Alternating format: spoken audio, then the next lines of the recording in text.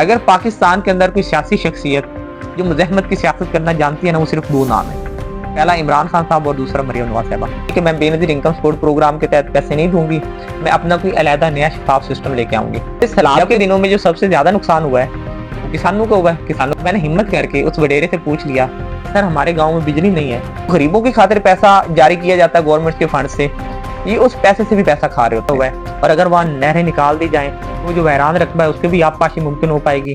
बिस्मिल्लाहिर्रहमानिर्रहीम, अस्सलाम वालेकुम। मैं हूं डॉक्टर उमर दराज और आप देख रहे हैं मेरे यूट्यूब चैनल। इस वक्त मरियम नवाज साहबा और पीपल्स पार्टी के दरमियान काफी सख्त जुमलों का तबादला हो रहा है और पीपल्स पार्टी ने मरियम नवाज साहबा से डिमांड की है कि वो उनसे माफी मांगे, लेकिन मरियम नवाज साहबा ने साफ अल्फाज में माफी मांगने से इनकार कर दिया। और अगर आप तारीख भी उठाकर देखें तो मरियम नवाज साहबा कभी भी किसी से माफी नहीं मांगती। और इसकी मैं सबसे बड़ी आपको एग्जाम्पल्स ये दूंगा कि जब इमरान खान साहब के दौर में इस्टेब्लिशमेंट की तरफ से नवाज शरीफ साहब को और मरियम नवाज साहबा को सियासी इंतकाम का निशाना बनाया गया था, तो तब इन्होंने उस वक्त के जो आर्मी चीफ साहब थे जनरल बाजवा, मरियम नवाज साहबा ने उनको भी ललकारा। और जो उस वक्त के DGISI साहब थे जनरल फैज हमीद, मरियम साहबा ने उनको भी ललकारा, लेकिन ना कभी उनसे माफी मांगी। और मैं तो कहता हूँ कि बल्कि इस हद तक कामयाब हुई कि आज ना कोई जनरल फैज हमीद का नाम लेने वाला है और ना ही कोई जनरल बाजवा का नाम लेने वाला है, लेकिन मरियम नवाज साहबा इस वक्त वजीर आला है। तो ये है तारीख। बाकी ये है कि जो किसी की अच्छाई है वो हमें माननी चाहिए। हमें किसी से सियासी इख्तलाफात हो सकते हैं और मरियम नवाज साहबा की ज़राअत के हवाले से काफी ज्यादा ऐसी पॉलिसीज हैं, क्योंकि मैं खुद भी एक किसान घराने से तल्लक रखता हूँ, तो मुझे उनकी बहुत ज्यादा पॉलिसी से इख्तलाफात और उनके दौर में जो किसान है उनके हालात काफी ज्यादा खराब हुए हैं।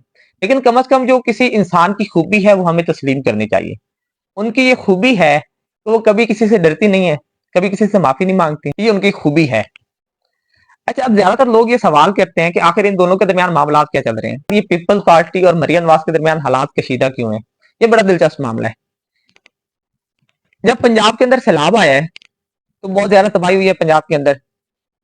तो जब भी ऐसी कोई तबाही हो तो जो गवर्नमेंट होती है उसकी जिम्मेदारी होती है कि वो अपने अवाम को सपोर्ट करे। सबसे पहले तो ये वफाकी हुकूमत की भी जिम्मेदारी होती है कि वो अवाम को सपोर्ट करे। अभी तक वफाकी हुकूमत की तरफ से कोई पॉलिसी तो नहीं आई कि वो सलाह मुतासरीन को किस तरह से सपोर्ट करेगी, लेकिन पंजाब गवर्नमेंट की तरफ से सर्वे जारी है ताकि लोगों के जो नुकसान हुए हैं उनका तखमीना लगाया जाए कि कितना नुकसान हुआ है और उनके नुकसान का अजाला कर दिया जाए। लेकिन हुआ क्या, इस मौके पे भी पीपल्स पार्टी ने अपनी सियासत करनी शुरू कर दी। अब पीपल्स पार्टी का ये कहना था कि जो सलाम मुतासरीन को इमदाद मिलनी है वो मिलनी चाहिए बेनजीर इनकम सपोर्ट प्रोग्राम के तहत। अब पीपल्स पार्टी ये क्यों चाहती है, ये बेनजीर इनकम सपोर्ट प्रोग्राम इसका आगाज किया गया था जरदारी के दौर में, जब ये 2008 से 2013 तक सदर थे।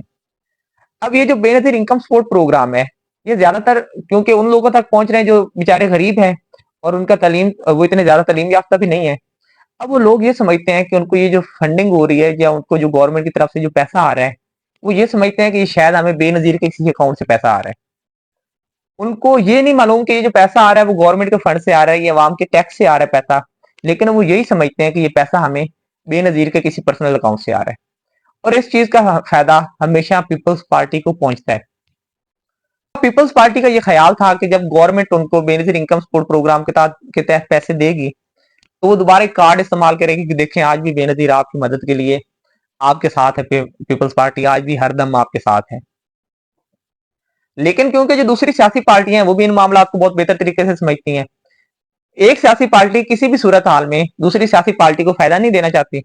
अगर अब ये दोनों सियासी पार्टी मुत्तहिद हैं तो इन दोनों के मफादात हैं, क्योंकि इस वक्त कोई भी एक पार्टी अकेली इत्तेहाद किए बगैर हुकूमत नहीं बना सकती। तो इस वक्त दोनों पार्टीज के आपस में मफादात हैं जिसकी वजह से दोनों पार्टीज इस वक्त इकट्ठी हैं। लेकिन इस मफादात का हरगिज मतलब नहीं कि एक पार्टी दूसरी पार्टी को मजबूत करना शुरू कर देगी।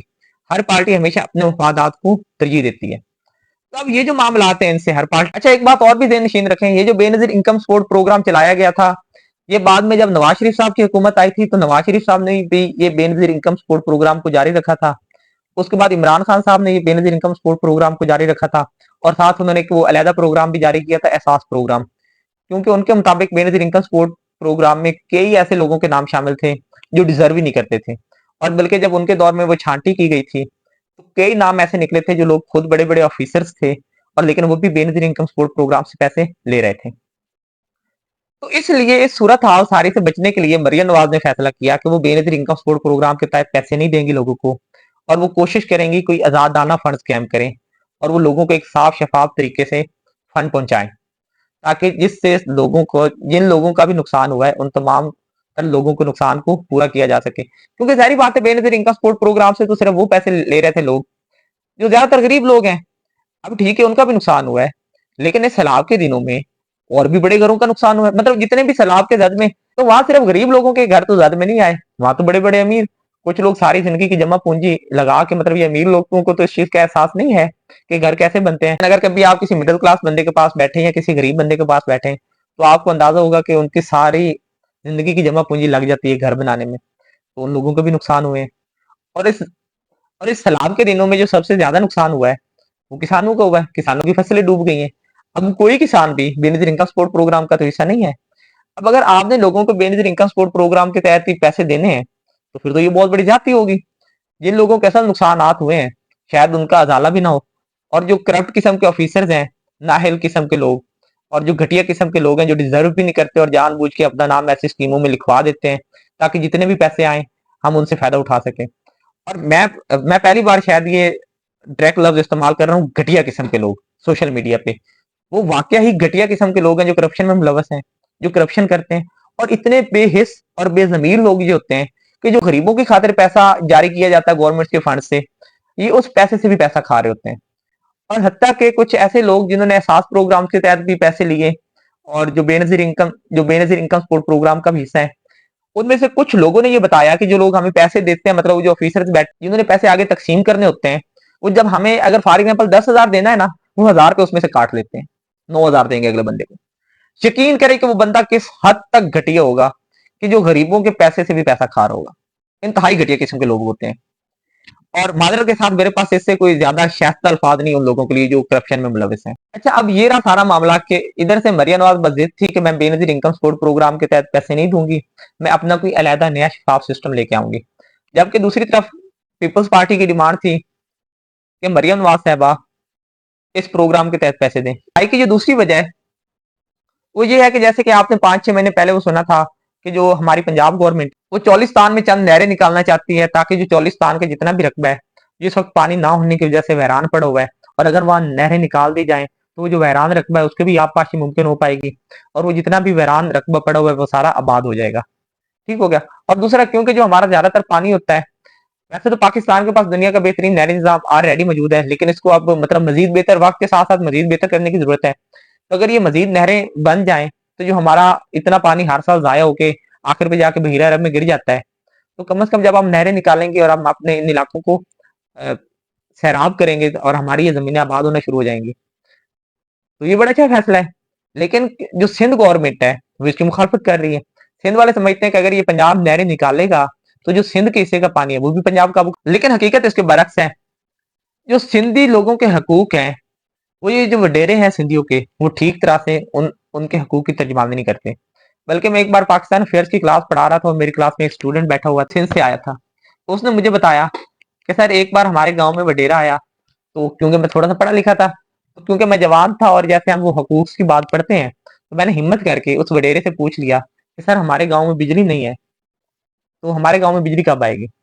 तो कहता मुझसे वडेरा नाराज होता या ना होता, जो मेरे अपने गांव के लोग थे वो मुझसे नाराज हो गए कि तुमने वडेरे की तौहीन कर दी है। तो इस तरह से ये जो वडेरे हैं ये सिंध के लोगों के जो ज़हन होते हैं उनको कंट्रोल करते हैं। लेकिन अगर आप दूसरी तरफ देखें तो पंजाब के अंदर इस वक्त तकरीबन हर शख्स अपने हकूक के लिए आवाज उठा सकता है। बेशक मरियम नवाज साहबा ने बहुत सारी पॉलिसीज मुतारिफ करवाई हैं, लेकिन इसके बावजूद आप पंजाब के अंदर अपने एमएनए के खिलाफ, अपने एमपीए के खिलाफ, हत्ता कि अपने वजीर आला के खिलाफ भी आप आवाज उठा सकते हैं। तो ये जो सिंधी वडेरे हैं, जो सिंध के कुछ लोग वाकई सिंध की आवाम को वाकई रिप्रेजेंट करते हैं, उनके हकूक की तर्जुमानी करते हैं, लेकिन जो ज्यादातर लोग हैं वो क्या करते हैं, वो अपने मफादात की जंग लड़ रहे होते हैं। तो ऐसी सूरत हाल में जो कार्ड है वो सूबे के इस्तेमाल करते हैं, सूबाई कार्ड इस्तेमाल करते हैं, सूबाई कार्ड की आड़ में वो अपने मफादात की जंग लड़ रहे होते हैं। तो ये जो सारी सूरत हाल पैदा हुई है, तो मरियम नवाज साहबा ने उनको बड़ा टफ टाइम दिया पीपल्स पार्टी वालों को। तो पीपल्स पार्टी वालों ने मरियम नवाज साहबा से मुतालबा किया कि मरियम नवाज साहबा उनसे माफी मांगे, लेकिन मरियम नवाज साहबा ने माफी मांगने से बिल्कुल इनकार कर दिया। और मैंने जैसा कि वीलॉग के स्टार्ट में भी बोला है कि मरियम नवाज साहबा की ये तारीख है कि वो कभी माफी नहीं मांगती। अगर उन्होंने बदतरीन डिक्टेटर से माफी नहीं मांगी, तो मेरे ख्याल में वो पीपल्स पार्टी से भी माफी नहीं मांगेंगी। अगर पाकिस्तान के अंदर कोई सियासी शख्सियत जो मुज़ाहमत की सियासत करना जानती है ना, वो सिर्फ दो नाम है। पहला इमरान खान साहब और दूसरा मरियम नवाज साहबा। बेशक ये दोनों आपस में बहुत ज्यादा इनके सियासी इख्तलाफात हैं, लेकिन ये खूबी दोनों में एक जैसी है। इमरान खान साहब का इमरान खान साहब भी बहुत ज्यादा मुज़ाहमत करते हैं और अपने सियासी मुखालफिन को काफी टफ टाइम देते हैं। और दूसरी तरफ मरियम नवाज साहबा भी, ये भी काफी मुज़ाहमत करती हैं और ये भी अपने सियासी मुखालफिन को काफी टफ टाइम देती हैं। तो ऐसी सूरत हाल में ये तवक्को करना कि मरियम नवाज साहबा किसी पॉलिटिकल पार्टी से माफी मांगेगी, तो ये नामुमकिन नजर आता है। लेकिन क्योंकि ये है सियासत, सियासत के अंदर कुछ भी मुमकिन होता है, लेकिन मेरा ये ख्याल है कि मरियम नवाज साहबा कभी भी माफी नहीं मांगेंगी।